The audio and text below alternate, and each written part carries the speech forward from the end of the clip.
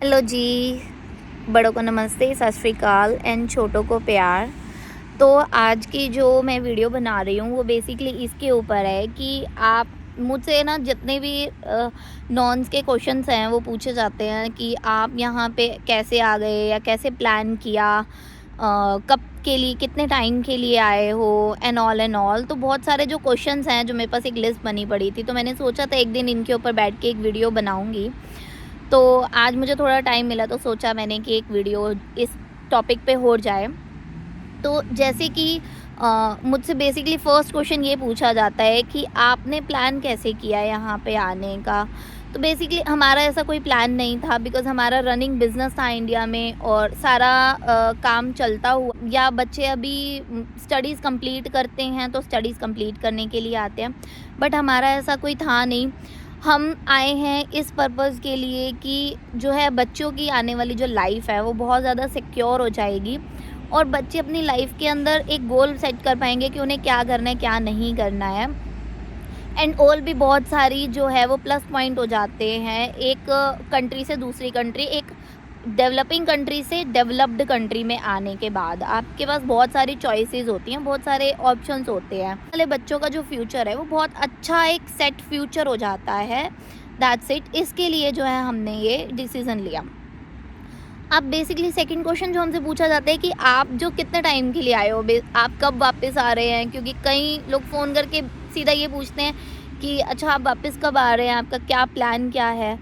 तो अभी तक के लिए हमारा जो मेरा है, मैं स्टडी पर्पज़ से आई हूँ और मेरा स्टडीज़ का गैप भी 10 इयर्स का गैप था।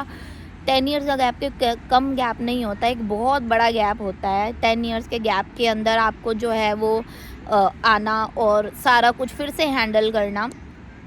तो 10 ईयर का गैप था मेरा और इसके बाद मैंने 1 साल की अब जो है मास्टर्स के लिए हम लोग यहाँ आए हैं, जिसके अंदर मुझे, मेरे हस्बैंड और मेरे दोनों बच्चों को डिपेंडेंट वीज़ा दिया गया है। और पहले के टाइम पे ये मुश्किल नहीं था, बट अब जो है गवर्नमेंट ने, जो यहाँ की इंग्लैंड की गवर्नमेंट है, इन्होंने अब जो है ये ही सेम प्रोसीजर पीएचडी पर कर दिया है। पहले ये सेम प्रोसीजर आपको मास्टर डिग्री पर मिलता था, आपको बीकॉम पे भी मिलता है अगर आप फर्स्ट की डिग्रीज करने के लिए आते हैं आफ्टर 12th, तब भी आपको ये ऑप्शन मिलता है।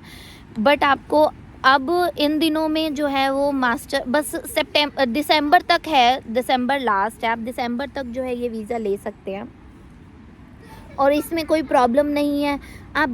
आप काम कर सकते हैं।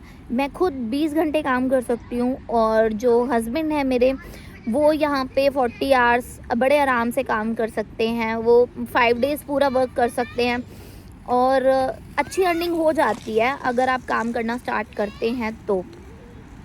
अभी हमने काम जो है स्टार्ट नहीं किया है। क्यों नहीं किया है? क्योंकि अभी हम घर वगैरह अपना सेटल कर रहे थे कि एक बार घर सेटल हो जाए, बच्चे सेटल्ड हो जाएं, उसके बाद हम लोग काम के लिए स्टार्टअप करेंगे। तो हमसे जो बेसिकली फ़र्स्ट क्वेश्चन पूछा जाता है वो ये पूछा जाता है कि आप कितने टाइम के लिए आए हैं और कब आपने इंडिया जो है वापस आना है। तो उसका आंसर है कि हम जो है यहाँ पे 1 साल के लिए आए हैं अभी फ़िलहाल के लिए, और 1 साल के बाद हमें यहाँ पे PSW वीज़ा मिल जाएगा, तो हमारा वीज़ा 2 इयर्स के लिए एक्सटेंड हो जाएगा।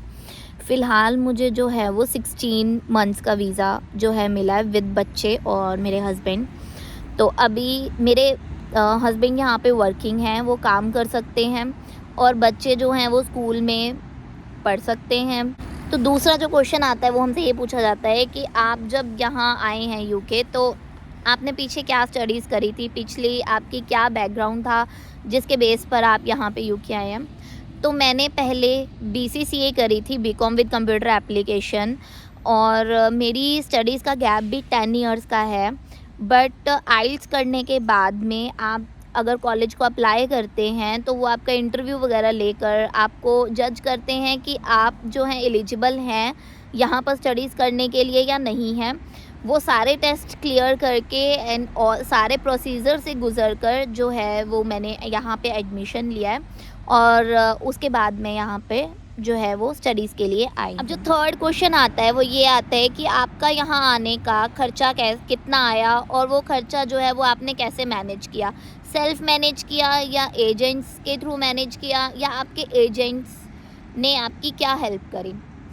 तो जो हमारा यहाँ पे खर्चा है वो हर इंसान का अलग अलग आता है। उनका इंश्योरेंस हो गया, उनकी यहाँ पे रहने का जो भी लिविंग चार्जेस है, वो आप जितने टाइम के लिए यहाँ रहने आ रहे हो, गवर्नमेंट को पहले वो सारे पैसे आप शो ऑफ करके आएंगे कि आपके पास इतने पैसे हैं, आप यहाँ पे रहने के लिए वेल फंडेड है, आपके पास फंड्स हैं, तब आप अपने बच्चे को यहाँ पर लेकर आ रहे हैं। और आपके पास सबकी फ़ीस के लिए भी इनफ मनी है, या फ़ीस आप पे करके आएंगे या फिर फ़ीस की इनफ मनी आप अपने साथ लेकर आएंगे। तो ये सब के बाद जो है आप यहाँ पे बेसिकली गवर्नमेंट को सारे पैसे दिखाकर आते हैं। तो अब हमारे पास फोर्थ क्वेश्चन आता है, वो ये आता है कि आप इंडिया छोड़कर आ गए, आप अब कैसे इंडिया जा सकते हैं, नहीं जा सकते हैं, आप अपने फैमिली से मिलने जा सकते हैं, नहीं जा सकते हैं। तो इसका आंसर है येस। हम बहुत इजीली अपनी फैमिली से अपने घर वापस जा सकते हैं। जब भी आपको याद आए या आपके घर पे कोई फंक्शन है या कोई भी काम है, आपको बहुत ज़रूरी है, जाना है, तो आप इजीली कभी भी आप अपनी टिकट्स लेकर और इजीली जा सकते हैं। इसमें कोई भी ऐसी प्रॉब्लम वाली बात नहीं होती है कि आप एक बार आ गए हो, अरे अब आप साल जा नहीं सकते हो, ऐसा नहीं है। ये एक लीगल वे है और सबसे सेफेस्ट वे है। आप अपने बच्चों के लिए मूव करना चाहते हो किसी अलग कंट्री के अंदर, तो मैं कहूँगी कि सबसे सेफेस्ट वे यही है कि आप जो है वो स्टडीज़ से जाएं, जिसमें आपके हस्बैंड भी वर्किंग होते हैं, जिसमें आपके बच्चे भी सिक्योर हैं, पढ़ सकते हैं। और बाकी देखो हर तरीके के वेज़ हैं, सब सेफ़ हैं। अगर आप अपने फैमिली मेम्बर्स के साथ हैं, आप अपने अपनों के साथ हैं, तो आई थिंक वो सारे के सारे मेथड ही सेफ़ हैं। बस मुश्किल है तो इंडिया से एक बार निकलना। और अगर आप एक बार इंडिया से किसी भी पर्पज़ से किसी फॉरेन कंट्री के लिए एक बार आपके वीज़ा के ऊपर स्टैंप लग जाती है, किसी अच्छी कंट्री की लाइक यूके की, यूएसए की, कनाडा की, या किसी भी अच्छी कंट्रीज़ की जो टॉप लिस्ट में आती हैं, तो आपका वीज़ा बहुत स्ट्रॉन्ग हो जाता है। आप कभी भी कहीं के लिए भी अप्लाई करेंगे तो आपको कभी भी रिफ्यूज़ल नहीं आती है। लाइक ऑस्ट्रेलिया, न्यूजीलैंड, ये भी आते हैं सारे के सारे इनके अंदर। किसी भी यूरोपियन कंट्री का आप लगवाते हैं, शेंगेन कंट्री का लगवाते हैं, सबका ही जो है वो स्ट्रॉन्ग में काउंट होता है। तो जी अगला क्वेश्चन जो है वो बेसिकली मेरे से ये पूछा जाता है कि क्या हम लोग भी अप्लाई कर सकते हैं, हम भी बच्चों को लेकर जो है नेक्स्ट यहाँ पे मूव हो सकते हैं या किसी और कंट्री मूव हो सकते हैं। तो आप कनाडा के लिए बहुत इजीली मूव हो सकते हैं। जब आप स्टडीज़ करते हैं तो आप कनाडा में आप पहले जाएंगे, जो डिपेंडेंट है वो पहले जाता है, जिसने भी स्टडीज़ करनी है। और उनकी स्टडीज़ के बाद मतलब उनके वहाँ पहुँचने के बाद में कनाडा थोड़े दिनों के बाद लाइक 1-1.5 महीने के बाद आप वहाँ जाके फ़ाइल लगाते हैं अपने हस्बैंड के लिए, अपने पार्टनर के लिए या अपने बच्चों के लिए, तो वो वहाँ जाके अप्रूव होती है। बट मेरे केस में मेरा प्रेफरेंस ये था कि मैं जब भी अप्लाई करूँगी या मैं जब भी जाने के लिए सोचूंगी, क्योंकि मेरा ये डिसीज़न नहीं था, बेसिकली ये डिसीज़न ही मेरे हस्बैंड का था कि हम लोग जो है वो बाहर मूव होते हैं और वहाँ जाकर अपने बच्चों की आगे की फ़र्दर स्टडीज़ करवाएंगे। तो मेरा फ़र्स्ट प्रेफरेंस ही ये था कि मुझे जब जाना है, अगर ये प्लान करना है, तो मैं कभी भी अकेले ये स्टेप नहीं उठाऊँगी, मैं अकेले नहीं जाऊँगी, मैं हस्बैंड और बच्चों के साथ ही जाएंगे। इसलिए हमने जो है वो कंट्री यूके को चूज़ किया, जो हमें बिल्कुल साथ में एक साथ वीज़ा दे रही थी, और मतलब जहाँ की जो है रेशो ज़्यादा आ रही थी कि वो वीज़ा मिल जाता है, कैंसिल या रिफ्यूज़ल्स कम आती हैं।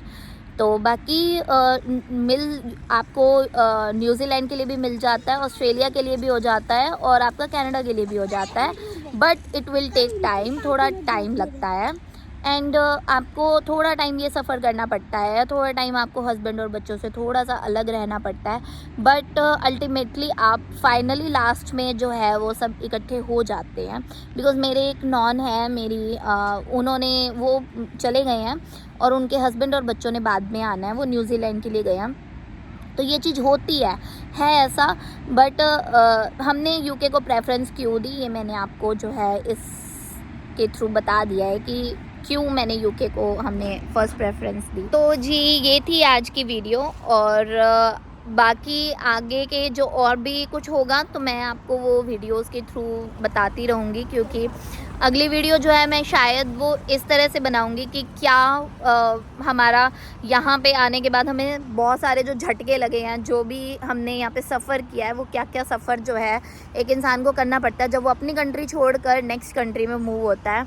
तो अभी तक के लिए फ़िलहाल इतना ही, और मिलते हैं नेक्स्ट वीडियो में। एंड आप प्लीज़ वीडियो को लाइक शेयर एंड कमेंट ज़रूर कीजिएगा। और जब आप एक इंसान शेयर करता है तो उसे बहुत ज़्यादा हौसला मिलता है, प्लस जो है वो हमें ये भी मिलता है कि सामने वाले बंदे को हमारी वीडियो अगर कोई लाइक करता है तो ये भी लगता है कि ओके, सामने वाले बंदे को हमारी वीडियो जो है वो पसंद आ रही है। तो प्लीज़ लाइक ज़रूर कीजिएगा, एक लाइक से बहुत ज़्यादा अच्छा लगता है। जितने भी अपने हैं अगर एक एक लाइक सब देते हैं तो उससे काफ़ी मोटिवेशन मिलती है, और नेक्स्ट वीडियो बनाने के लिए थोड़ी सी और मोटिवेशन आ जाती है। और बस आज के लिए इतना ही। सो सबको नमस्ते एंड बाय बाय, मिलते हैं नेक्स्ट वीडियो के। बाय।